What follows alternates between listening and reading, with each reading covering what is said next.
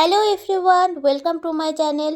তো দিনটা ছিল জানুয়ারি মাসের 5 তারিখ। আমি আর শুভ বেরিয়েছিলাম চিড়িয়াখানা যাওয়ার উদ্দেশ্যে। তো প্রতি বছর শীতকালে চিড়িয়াখানা কম বেশি সবাই যায়, আর আমিও সেরকম প্রতিবারই যাই। আর দেখতেই পাচ্ছ আমাদের এখানে সেকেন্ড ব্রিজের মানে গঙ্গার গেতে কত কুয়াশা, সেদিনকে প্রচুর কুয়াশাও ছিল আমাদের এখানটা। আর চিড়িয়াখানায় ভিড় দেখতে পাচ্ছ, চিড়িয়াখানার সামনেটা দেখলে আর চিড়িয়াখানার ভেতরটা দেখো। সেদিনকে বিশাল ভিড় হয়েছিল, রবিবার ছিল। আর এমনি শীতকালে চিড়িয়াখানাতে ভিড় তো হয়। তো তারপর আমরা টিকিট কেটে ভেতরে ঢুকে পড়েছি। ঢুকেই ফার্স্টেই দেখতে পেলাম যে সারস না বক কিছু একটা ছিল, নামটা আমি ভুলে গেছি। তারপরে দেখতে পেয়ে গেছি হাতি।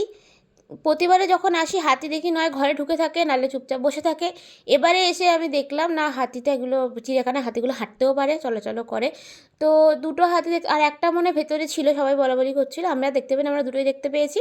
তো হাতি দেখার পর আমরা আর একটু এগিয়ে যাওয়ার পর দেখলাম ময়ূর। ওখানে সাদা ময়ূরই বেশি দেখতে পেলাম, আরেকটা কালারে যে ময়ূর হয় ওই ময়ূরটা দেখতে পেলাম না।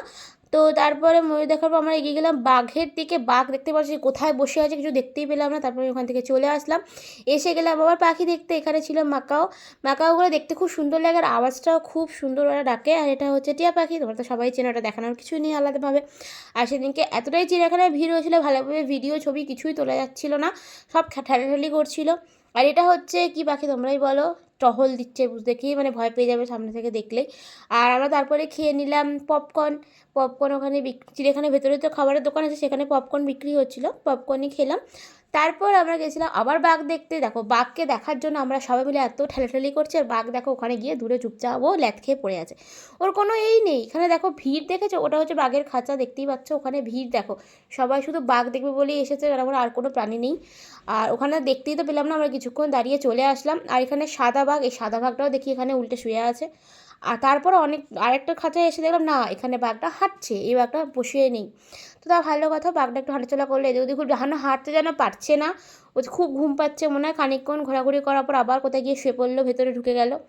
তো বাঘের খাঁচার সামনেই বেশি ভিড়টা হয়েছিল, অন্যান্য খাঁচার সামনে এত ভিড় ছিল না।